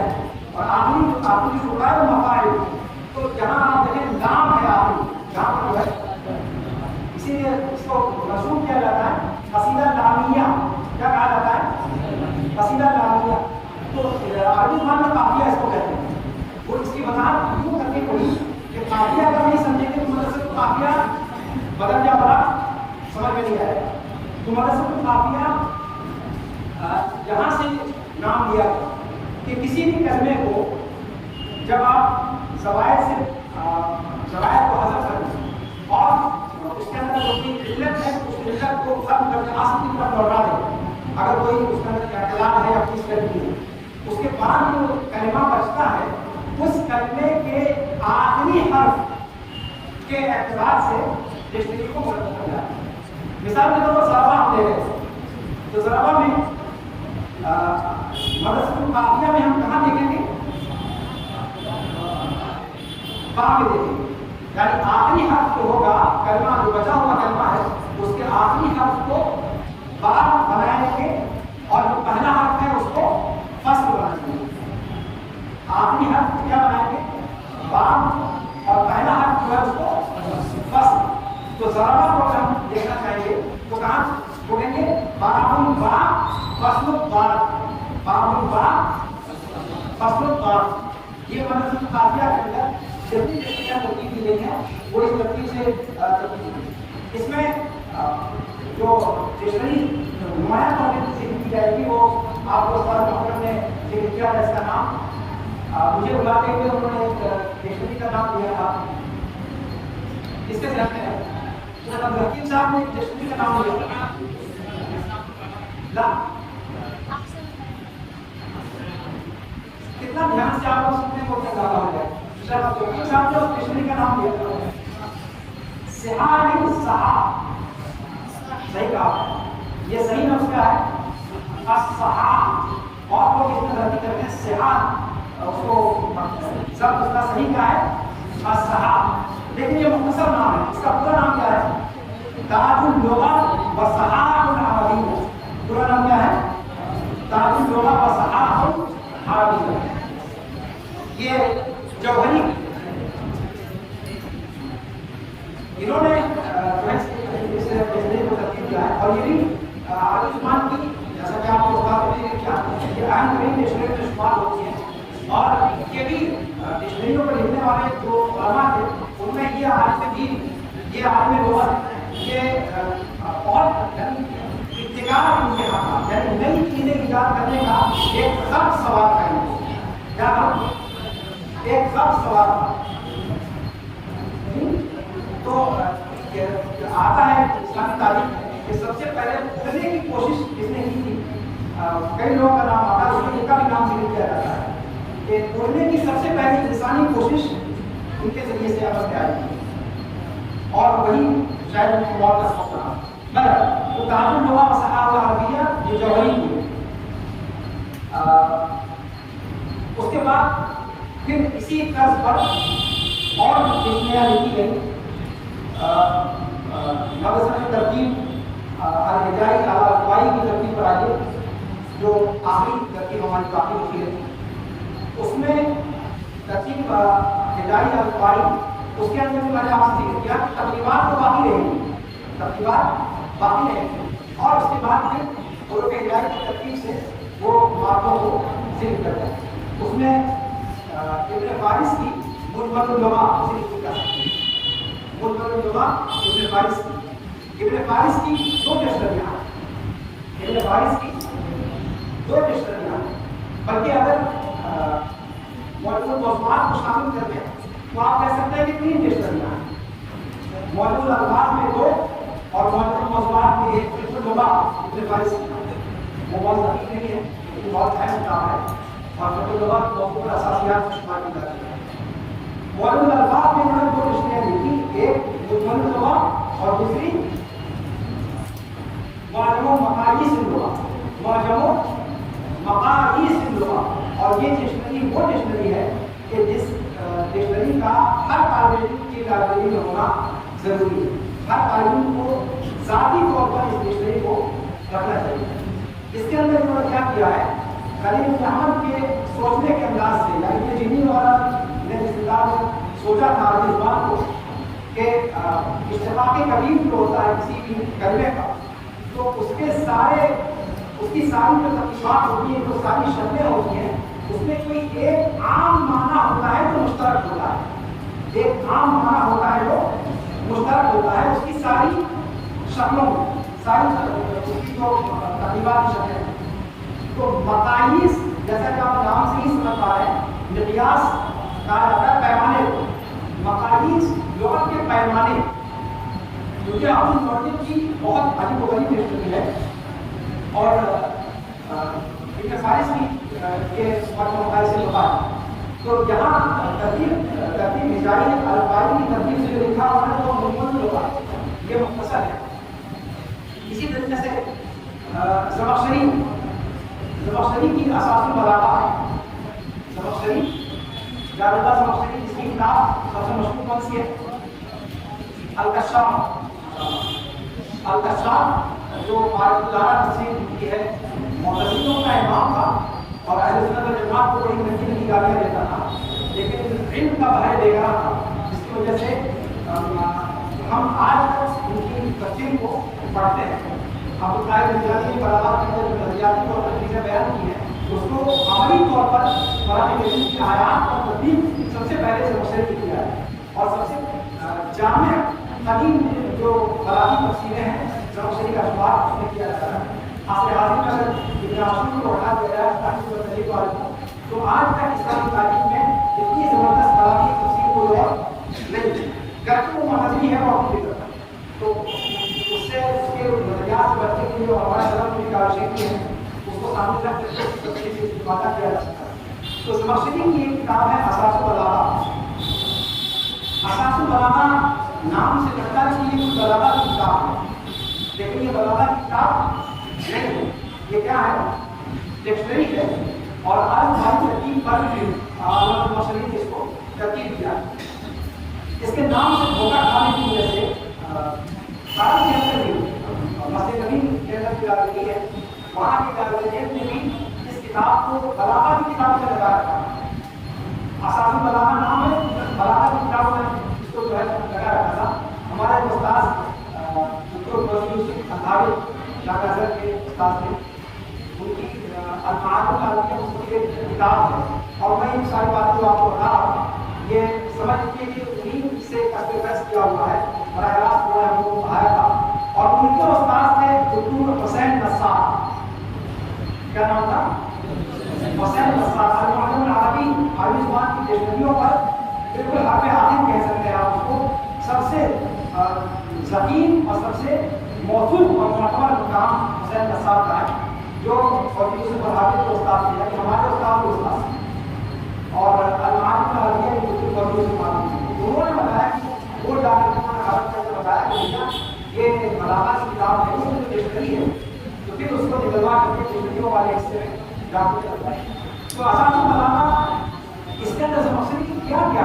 بلاغہ نام کے اندر جڑا ہوا ہے، اس کا مطلب یہ ہے کہ بلاغہ سے کوئی نہ کوئی رشتہ کس کا ہے، اور وہ رشتہ کیا ہے کہ زمخشری نے کسی بھی کلمے کے حقیقی اور مجازی دونوں معانی کو بیان کیا ہے، اور مجازی معنی کو بیان کرنے پر زیادہ توجہ کی، جبکہ ان کے زمانے میں مجاز جس طرح آج ہمارا البلاغۃ الواضحہ یا بلاغہ میں مجاز کس دقیق معنی میں پڑھتے ہیں، اس دقیق معنی میں زمخشری کے زمانے میں مجاز مستعمل نہیں تھا، اس لیے بہت سارے حقیقی معنی کو بھی انہوں نے مجاز شمار کر دیا۔ لیکن اس مجازی معنی پر زیادہ اہتمام کی وجہ سے اور اس کا نام اساس العرب رکھا، لیکن یہ ہے ڈکشنری اور الفبائی ڈکشنری ہے. یہ اہم ڈکشنریاں تھیں جو مدارس کے اعتبار سے تھیں. اب یہاں پر میں ایک چیز آپ کو بتانا چاہوں گا کہ معلوم الفاظ کی مدارس پر ہماری آگاہی ہو گئی، لیکن جب ہم کوئی موضوع لکھیں یا کوئی بحث لکھیں تو ہم کس ڈکشنری کی طرف رجوع کریں؟ کبھی ایسا ہوتا ہے کہ صاحب آپ کو لغوی معنی کے ساتھ ساتھ اصطلاحی معنی بیان کرنے کی ضرورت ہے. مثال کے طور پر آپ نے الصلاۃ پر کوئی موضوع لکھنا چاہا تو الصلاۃ میں جب آپ لکھیں گے تو شروعات کہاں سے کریں گے؟ الصلاۃ تو لغت اصطلاح، صلاۃ لغت میں کیا ہے اور اصطلاح میں کیا ہے. تو لغت میں تو ٹھیک ہے پورا کٹارا آپ کے سامنے آ گیا، لیکن اصطلاح میں کیا کریں گے آپ؟ اصطلاح میں بھی آپ کے سامنے کا حوالہ دیں گے نہیں. اصطلاح میں آپ کسی ڈکشنری کا حوالہ نہیں دیں. اصطلاحات کے لیے الگ ڈکشنریاں لکھی ہوئی، اصطلاحات کے لیے کشف اصطلاحات الفنون خانوی کی سب سے مشہور اصطلاحات کے نام سے الگ الگ مصطلحات پر، طبی مصطلحات پر الگ لکھی گئی ہے، صنعتی مصطلحات پر الگ لکھی گئی ہے، فقہی مصطلحات پر الگ ڈکشنریاں لکھی گئی ہے، حدیثی مصطلحات پر الگ ڈکشنریاں لکھی گئی ہے. تو جس عنوان سے متعلق وہ لفظ ہے اس عنوان کی جو اصطلاحات کی خاص ڈکشنریاں ہیں ان کی طرف آپ کو رجوع کرنا پڑے گا. تو اس چیز کو دھیان رکھیں. اسی طریقے سے علوم و فنون کی ڈکشنریاں آپ کو بھی سائنسی الفاظ ڈھونڈ رہے ہیں، سائنسی کلمات ہیں تو ظاہر سی بات ہے وہ کلمات آپ کو قدیم ڈکشنریوں میں نہیں ملیں گے. آپ جانتے ہیں کہ الفاظ کتنے طریقے کا ہوتے ہیں. ایک تو وسیع الفاظ ہوتے ہیں، پھر معرب سنا ہوا ہے، معرب ایک کلمہ ہے، معرب اسے کہتے ہیں. معرب ایسے کلمے کو کہا جاتا ہے تو اصلاً عربی نہیں ہے، اصلاً عربی نہیں ہے لیکن اس کو دوسری کسی زبان سے لے کر عربی مزاج اور عربی قواعد کے مطابق ڈھال دیا گیا. جیسے قرآن کے اندر استغرق ہے، زبرجد ہے، زنجبیل ہے نا قرآن کے اندر. تو لیکن جب قرآن کہتا ہے بلسان عربی مبین کہ ہم نے اس کو عربی مبین میں اتارا، پھر اگر ہم یہ کہتے ہیں کہ عربی الفاظ معرب ہیں تو کیا اس سے قرآن کریم کی ترجیح لازم آتی ہے؟ ترجیح لازم نہیں آتی. یعنی یہ عرب کی زبان میں قرآن کے اترنے سے صدیوں پہلے یہ الفاظ عرب کی زبان کا حصہ بن چکے تھے اور عرب نے اس کو اپنے مزاج کے مطابق اس کو اپنے سانچے میں ڈال دیا، اپنے اوزان کے مطابق اس کے اندر قطع کو کر دیا تھا اور وہ عربی مکمل طور پر الفاظ کو گزر سکے. تو اسی طریقے سے معرب کے ساتھ ساتھ معرب کو آپ کو بتایا کہ حادث نہیں ہے. اچھا اسی طریقے سے ڈکشنریوں کے حوالے سے ایک اہم چیز کہ قرآن کے الفاظ کا آپ کو تلاش کرتے ہیں. قرآن کی کسی آیت کا کوئی لفظ آپ کو سمجھ نہیں آ رہا ہے تو بجائے مثال لفظ نکالنے کے آپ ان ڈکشنریوں کی طرف رجوع کریں جو خاص قرآن کریم کی زبان سے متعلق ڈکشنریاں لکھی گئی ہیں. اور اس میں سب سے مشہور اور سب سے معروف اور میں سمجھتا ہوں کہ ہر مدرسے کے اندر موجود ہوگی وہ کون سی کتاب ہے؟ امام راغب اصفہانی کی نام سنا ہے؟ المفردات فی ذیل القرآن. امام راغب اصفہانی المفردات فی ذیل القرآن آسان ترین ایک جلد میں ہے، بہت مختصر کوئی بہت مفید ہے. قرآن کریم سے متعلق کسی لفظ کو ڈھونڈنا ہے تو آپ المفردات فی ذیل القرآن کو کی طرف رجوع کریں. احادیث کے لیے اگر کوئی آپ کو چاہیے احادیث میں کوئی لفظ آیا ہوا ہے تو غریب القرآن پر جتنی کتابیں لکھی گئی ہیں آپ کے اساتذہ ماشاءاللہ موجود ہیں. غریب القرآن پر تو پورا معلومات آپ دیں گے، ایک پوری فہرست آپ کو بتا دیں گے کہ غریب القرآن پر جو کتابیں لکھی گئی ہیں ساری کتابیں وہ آپ اس کی طرف غریب القرآن غریب الحدیث پر جو کتابیں لکھی گئی ہیں اور مشکل الحدیث پر کتابیں لکھی گئی ہیں ان کتابوں کی طرف آپ رجوع کریں گے.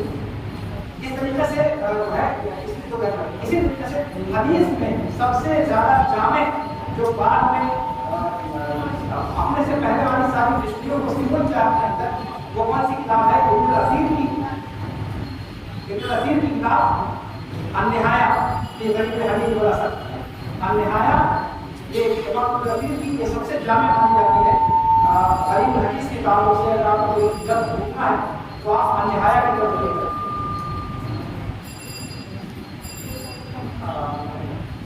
اسی طریقے سے یہ چیز میں نے بتایا آپ سے کہ اگر کسی خاص نقطۂ نظر سے عقیدے کے ناحیے سے مثال کے طور پر آپ کو چاہیے اس کا چھٹا کرنے کو چیز آپ کو چھنی سنائی ملے تو تحریک طلبا کا استعمال عام طور سے جو جامعہ اسلامیہ طریقہ کے اندر جس کے طلبا تھے ان کا اساتذہ عام طور پر اس اسٹیشنری کو رکھنے کی تعلیم کرتے تھے وہ تحریک طلبا اثری کی ہے۔ تو تحریک طلبا اثری اس اعتبار سے بہتر ہے، اور بخاری طلبا وہ اس اعتبار سے بہتر ہے کہ کسی کلمے کا بنیادی مضمون کیا ہے جو سارے اس کے اختتام کے اندر پایا جاتا ہے، سارے اس کے ساری اختتام کی ساری شکلوں کے اندر پایا جاتا ہے۔ اس سے کیا ہوگا کہ ایک لفظ کا جو ایک عام مضمون ہے کسی بھی مادے کا وہ آپ کے ذہن میں آ جائے گا، اور اس سے فائدہ یہ ہوتا ہے کہ کبھی آپ کوئی چیز پڑھ رہے ہو تو آپ کے پاس ڈکشنری کی طرف رجوع کرنے کا وقت نہیں ہوتا، اور اس میں وہ لفظ آپ کو دوسرے بات سے اس کا معنی معلوم ہے، لیکن جو نئے بات سے استعمال وہاں کا آپ دیکھ رہے ہیں وہ معنی آپ کو دوسرا سمجھنے میں آ رہا ہے، تو وہاں ایک عام خاکہ آپ کے ذہن میں موجود رہے گا کہ اس لفظ کی اصل دلالت کیا ہے، اور وہاں سے آپ اس کا ایک ایمانی معنی کیچ کر سکتے ہیں، وہاں سے آپ اس سے فائدہ اٹھا سکتے ہیں۔ تو میں نے کہا کہ زبان کی دو الفاظ کی جو قسمیں ہیں وسیع اور مادہ، اس کے لیے آپ اس اعتبار سے دیکھیں اس میں ایک قسم کے الفاظ ہوتے ہیں مولد، ایک اصطلاح استعمال ہوتی ہے کیا مولد، مولد کسے کہتے ہیں؟ مولد ان الفاظ ان کلمات کو کہا جاتا ہے جو عصر احتجاج کے بعد عربی زبان کا حصہ ہے، جو فتوحات کا دائرہ عرب و عجم میں بڑھ گیا تو ہر جگہ سے لوگ آنے لگے، ترکی کی طرف سے، ہندوستان کی طرف سے، ایران کی طرف سے، فارس وغیرہ، تو اس کے بعد ان لوگوں کے آ جانے کی وجہ سے، اختلاف کی وجہ سے عربی زبان کا جو دائرہ وسیع ہوا۔ آپ جانتے ہیں کہ زبان ایک اجتماعی ظاہرہ ہے، ایک سوشل چیز ہے، تو احتکاب کی بنیاد پر عربی زبان کا ذخیرہ بڑھتا چلا گیا، یہ مؤثر بھی ہوئی اور تاثیر قبول بھی کیا۔ تو جو نئے الفاظ اس کے اندر آئے احتجاج کا زمانہ گزرنے کے بعد، یعنی دوسری صدی ہجری کے بعد شہروں میں اور چوتھی صدی ہجری کے بعد تمام لوگوں کا، تو ان زمانوں کو ان کلمات کو مولد کہا گیا، ان کلمات کیا کہا گیا؟ مولد کہا گیا۔ اسی طریقے سے اس زمانے کی کوئی ایجادات ہوئی، مثال کے طور پر ٹیلی فون ہے، ٹیلی ویژن ہے، ڈش ہے، اینٹینا ہے، یا اسی طریقے سے چینلز ہیں یا ریل ہے، ہوائی جہاز ہے، یہ سارے جو الفاظ ہیں یا صنعتی انقلاب کے بعد عمومی طور پر جو ایک طوفان آیا نئے کلمات کا، مشینیں ایجاد ہوئی اور نئی نئی مشینوں کے نام، ان کے گھر کورسوں کے نام، اب یہ ساری چیزیں آپ کو پرانی ڈکشنری میں نہیں ملیں گی، پھر ان کے لیے آپ کو عصر حاضر کے اندر جو ڈکشنریاں لکھی گئی ہیں ان کی ترمیم کا کام ہوگا، اور اس سلسلے میں ایک تو وہ ڈکشنریاں مفید ہوں گی جو الگ الگ پیشے کے اعتبار سے لکھی گئی ہیں، جیسے آپ فوج سے متعلق اسلحہ اور اس کے متعلق جو الفاظ ہیں اس کی الگ ڈکشنری ہے، طبی مصطلحات جو میڈیکل سائنس کے اندر آلات ایجاد کیے گئے ان کے لیے الگ ڈکشنریاں ہیں، پوشاک کے لیے آپ جانتے ہیں کہ کپڑا بننا ایک فن ہے، یہ کپڑا بننے کے لیے اس سے متعلق جو کلمات ہیں وہ ایک خاص پیشہ ہے، اس سے متعلق یہ حرفت ہے، تو الگ الگ پیشوں سے متعلق الگ الگ ڈکشنریاں لکھی گئی، اور ان تمام کو اگر اختصار کے ساتھ آپ دیکھنا چاہیں تو عصر حاضر میں مجموع لغت عربیہ مصر میں المعجم الوسیط کے نام سے جو ڈکشنری لکھی ہے وہ مجموع لغت عربیہ کو 3 ڈکشنریاں ان کا ہدف ہے جو ایجاد کریں گے، ایک بہت مختصر جو متوسطہ اور ثانویہ کے بچوں کے لیے ہو، اس کا نام انہوں نے رکھا المعجم الوجیز، کیا نام رکھا؟ المعجم الوجیز، اور ثانویہ سے عالمیہ دوسرے کے بچوں کے لیے جو مفید ہو اس کا نام رکھا المعجم الوسیط، اور تیسری ڈکشنری جو ابھی کہہ لیجیے کہ وہ اپنے گھٹنوں کے بعد رہ رہی ہے، اس میں تقریباً 40 سال میں آتا چل گیا ہے، اور وہ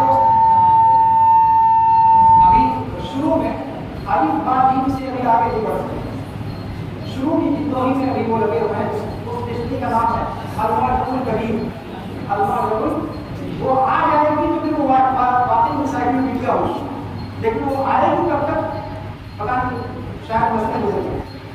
تو یہ اہم ڈکشنریاں ہیں جن کی طرف ہم کو رجوع کرنا چاہیے. اچھا یہ تو ہوگی ساری ڈکشنریوں کی بات ہو گئی جو ایک زبان کی, یعنی عربی سے عربی, عربی سے عربی آپ کو دیکھنا ہے. اچھا اس میں ایک بات میں تنبیہ کروں کی بات کرنے سے پہلے کہ عام طور پر بر صغیر اور یہاں کی سندھوں میں بھی میں اس بات کو کہتا ہوں جہاں انڈیا کے اندر مولانا نہرو کے اندر یا وہاں گیا تھا وہاں میں اس نے لکھا کہ عام طور سے اسلامی اسٹڈیز کے شعبوں میں المنجد کو جیسے بالکل حرف آخر سمجھا جاتا ہے, جبکہ المنجد اکیڈمک کے اعتبار سے زیرو کیا ہے, زیرو ہے, اور اکیڈمک کے اعتبار سے اس کا کوئی شمار مدار نہیں. ٹھیک ہے اس کے اندر آپ کو تصویریں نظر آتی ہیں, کاغذ اس کا بڑا شاندار دکھائی دیتا ہے, چھپائی اس کی بہت خوبصورت لگتی ہے, لیکن اگر آپ اس کی مانوی قیمت پوچھیں تو مانوی قیمت زیرو ہو. اور اس کی وجہ یہ ہے کہ اس کے اندر وہ مستشقین بھی لکھی ہوئی ہے, اور مستشقین کا وہ ایک الگ چیپٹر ہے, اس پر آپ اپنے استاد سے سن لیجیے گا کہ مستشقین کی کاوشوں کا کیا معاملہ ہے.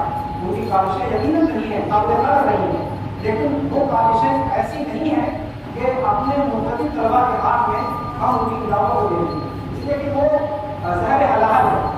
یعنی انہوں نے لکھی ہے کام کی چیزیں, لیکن کہیں کہیں اپنے ذریعے جو تیر ہیں وہ چھوڑ دیے انہوں نے.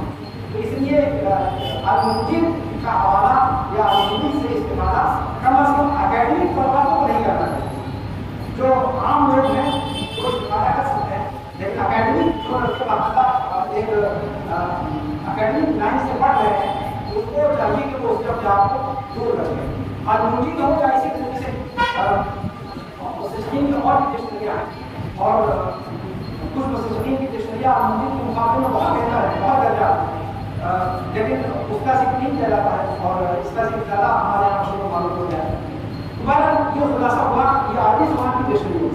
پھر اس کے بعد آتا ہے عربی زبان اور اردو زبان, دو زبانوں کی ڈکشنری. تو اس میں تو آپ لوگ اس سے زیادہ جانتے ہیں, اور آپ کو اس کا بھی مسئلہ کر دیا ہے. آپ کون بتایا تھا ابھی مجھے بلانے سے پہلے شیخ عبدالحکیم صاحب نے عربی اردو ڈکشنری کا ایک کو نام دیا تھا, کون نام دے گا؟ عربی اردو ڈکشنری, عربی اردو, اردو عربی, کمال صاحب, مصباح النور, مصباح النور, اور جی القاموس المحیط, القاموس المحیط, القاموس کا تو ذکر کیا ہی نہیں اللہ کے بندے. القاموس جو اساس ہے وہ ہماری ہوگی, لیکن مدارس کا ذکر آپ کے سامنے آ چکا.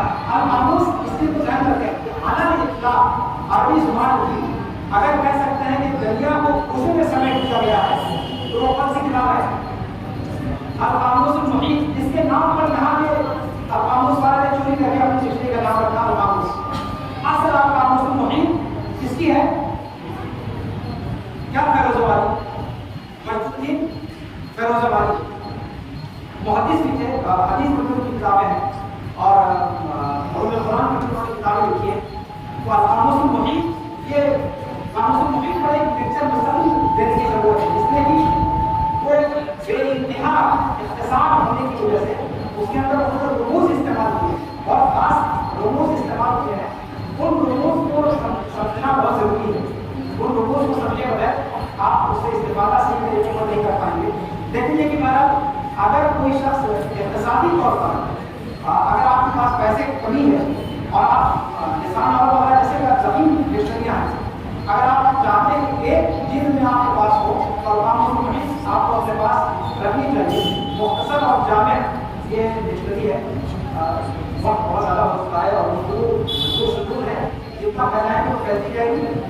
تو مصباح النور کا آپ سہارا لے سکتے ہیں, اور مصباح النور میں بھی میں اس بات پھر اشارہ کروں کہ مصباح النور یہ قدیم عربی زبان کے لیے مفید ہے, لیکن جو جدید اصطلاحات عربی زبان میں آئی ہیں ان کو دیکھتے ہیں پھر آپ کو اسی مصنف کی کیرامی ہی کی ہے بریانی کی وہ ہے کہ کیرامی کی قاموس جدید پر قاموس جدید کے نام سے شاید لکھا ہے اور عربی اردو ڈکشنری آپ کے اساتذہ آپ کو زیادہ بتائیں گے تو یہ ڈکشنریاں ہیں وہ اس کے لیے ہیں لیکن میں پھر آپ کو مشورہ دوں گا کہ عربی زبان کو سیکھنے آپ نے کوشش کیجیے کہ دو زبان والے ڈکشنریوں کے بجائے آپ عربی سے عربی ڈکشنریوں کو لکھنا مراجعہ کریں اور آپ کی لائبریری میں جو لائبریریاں جو قوامیز یا جو ڈکشنریاں متوفر ہوں ان سے استفادہ کی کوشش کریں اللہ تعالیٰ سے دعا ہے اللہ تعالیٰ اس معاملے کو آپ کے لیے بتائے اور آپ سے آپ کے درمیان چلنے کی اللہ تعالیٰ ہمیں توفیق دے کہ ہم اس علم کو یا اس چیز کو اپنے اور ساتھیوں تک پہنچائیں اور اس کا فائدہ وسیع ہو اللہ تعالیٰ ہمیں آپ سے اور آپ ہم سے بڑا ہمیشہ چھوڑے رکھیں اللہ تعالیٰ ہمارے علم کو ہمارے مبارکان بنائے اور ہمیں اپنے دین میں بصیرت عطا فرمائے اور آخر میں پھر میں یہاں کے منتظرین سے خاص طور سے شہزادہ صاحب کا اور یہاں کے اساتذہ کرام اور خاص طور سے ہمارے بڑے بھائی برادر شیخ الحکیم صاحب اور یہاں کے سارے ناران کا شکریہ ادا کرتا ہوں اور آپ تمام ناران کا بھی شکریہ ادا کرتا ہوں کہ اتنی دیر تک آپ نے اس سماعت کو برداشت کیا جزاک اللہ خیر سبحان اللہ اشهد ان لا اله الا انت استغفرك واتوب اليك والسلام علیکم ورحمۃ اللہ وبرکاتہ.